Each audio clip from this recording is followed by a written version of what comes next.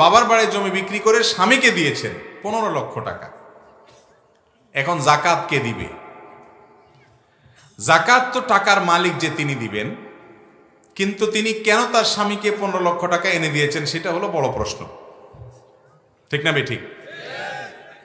হতে পারে শ্বশুর জামাই লেনদেন করছে, হাওলাত নিছে, তো শ্বশুর বাড়ি থেকে তো হাওলাত নেওয়াই যায়, কিন্তু দুনিয়ার এত জায়গা থাকতে শ্বশুর বাড়িতে কেন? বুঝেন নাই কথা?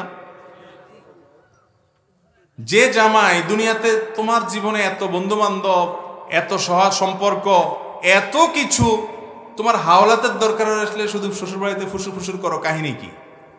গন্ধ খারাপ, লক্ষণ খারাপ। কিছু জামাই আছে খুব শেয়ানা পাবলি, যৌতুক চাওয়া, যৌতুক নেওয়া গুনাহের কথা, হারাম, এটা জানে।